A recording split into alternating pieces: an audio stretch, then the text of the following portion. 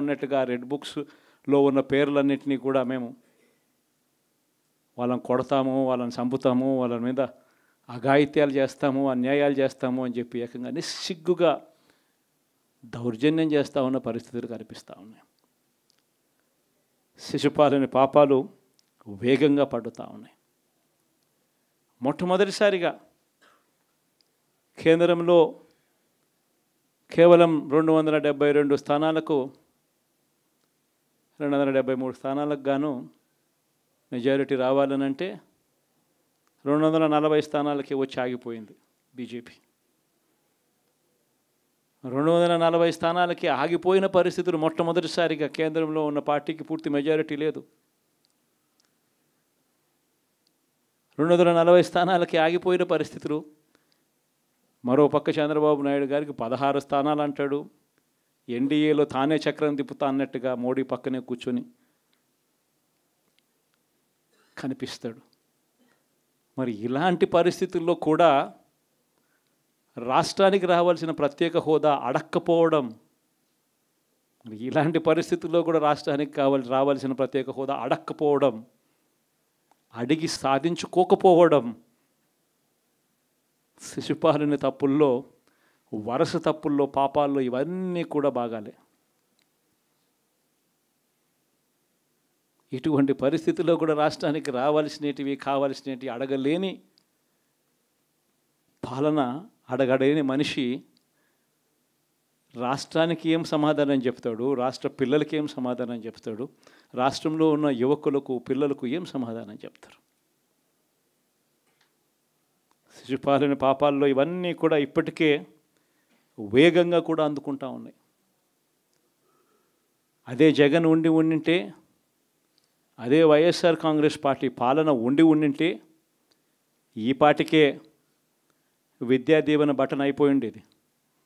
జనవరి, ఫిబ్రవరి, మార్చికి సంబంధించిన క్వార్టర్కి సంబంధించిన Vidya Deevena fee reimbursement pending. అదే జగన్ ఉండింటే ఏప్రిల్లో ఇవ్వాల్సిన Vasathi Deevena first instalment pending. ఇప్పటికే రైతు భరోసా పెండింగ్, అమ్మఒడి పెండింగ్, చివరికి చిన్న అమౌంట్ అయిన మత్స్యకార భరోసా కూడా పెండింగ్. అదే జగన్ ఉండింటే ఈ పాటికి ఇన్ని బటన్లన్నీ ఈ పాటికి అయిపోయి ఉండేటివి. ఒక్క జగన్ తప్పుకోవడంతో, ఒక వైఎస్ఆర్సీపీ పాలన పోవడంతో ఈరోజు అమ్మఒడి బటనింగా రాలా, రైతు భరోసా బటనింగా రాలా, విద్యా దీవెన పెండింగ్, వసతి దీవెన పెండింగ్. ఇప్పటికే ఇక ఇదే అంటుకుంటూ పోతుంది. డిసెంబర్, జనవరి వచ్చే నాటికి ఏమయ్యా ఇవన్నీ మాకు చెప్పావు, 4,12,00,000 మంది ఓటర్ల లిస్టు, ఇందులో సగం మంది ఆడవాళ్ళే, అందరూ 18 సంవత్సరాల పైవారే ఓటర్ లిస్టులో ఉన్నారు అని అంటే, మరి వీరందరికీ 1,500 ప్రతి నెల ఇస్తానన్నాడు. సంవత్సరానికి 18,000.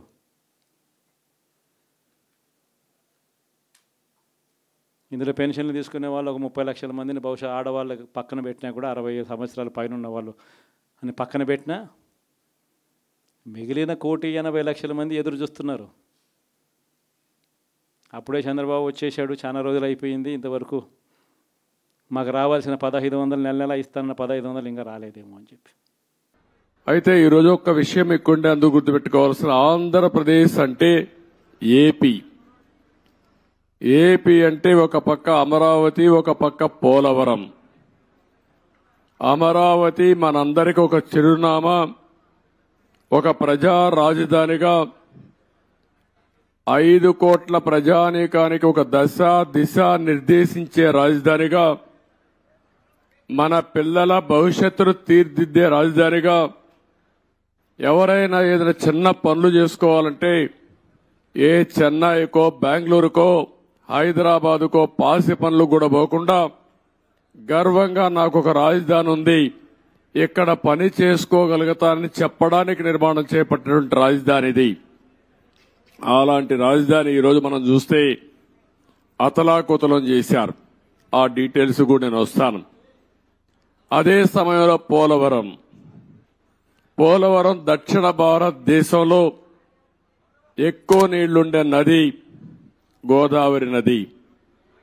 పోలవరం పూర్తి చేస్తే నదుల అనుసంధానం జరిగితే రాష్ట్రంలో ప్రతి ఒక్క ఎకరాకు నీళ్లు ఇచ్చే అవకాశం ఉంటుంది.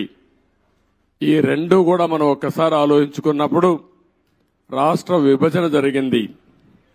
హేతుబద్ధత లేదని పోరాడాం. అన్యాయం జరిగిందని అందరం కూడా గట్టిగా నిలదీసే పరిస్థితికి వచ్చాం.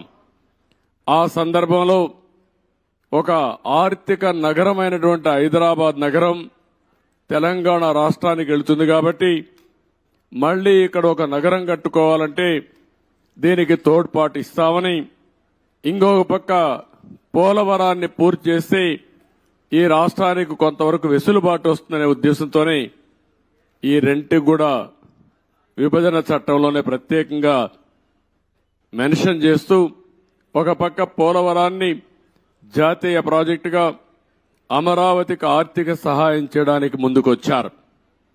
అయితే ఈరోజు మనం చూస్తా ఉంటే రెండు కూడా ఈరోజు రాష్ట్రంలో ఉండే 5 కోట్ల ప్రజలను ఓటే నేను కోరుతున్నా. ఈరోజు ఏదైతే మాకు ఓట్లు వేశారు ఇది ఒక హిస్టారికల్ విక్టరీ. చరిత్రలో నేను 45 సంవత్సరాలుగా చూశాను కానీ ఆంధ్రప్రదేశ్ రాష్ట్రం ఏర్పడిన తర్వాత భారతదేశ చరిత్రలో కూడా ఇంత పెద్ద విక్టరీ ఎప్పుడూ రాలేదు.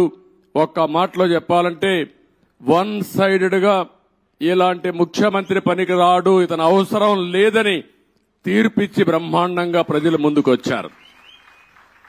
95,000 మెజారిటీ ఒక నియోజకవర్గంలో 11 సీట్లు కూడా రాలా వీళ్లకు.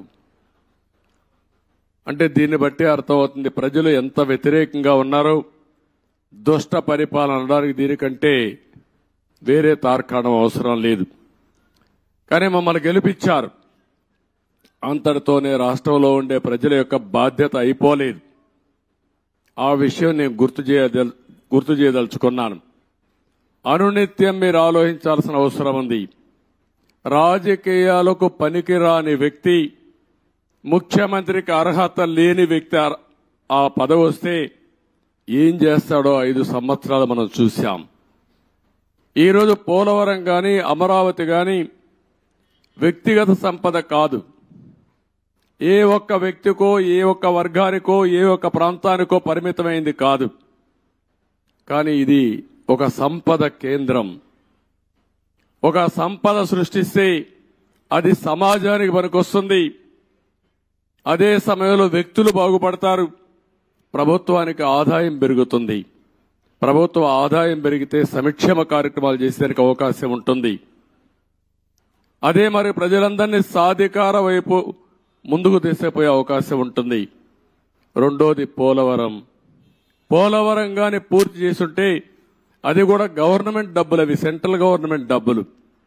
దాన్ని పూర్తి చేస్తే మనం గాని కొంత నదుల అనుసంధానం చేసుకుంటే రాష్ట్రంలో ప్రతి ఒక్క ఎకరాకు నీళ్లు ఇవ్వగలిగితే రాయలసీమ రాళ్లసీమ కాదు రతనాల సీమగా తయారు చేసే అవకాశం వస్తుంది.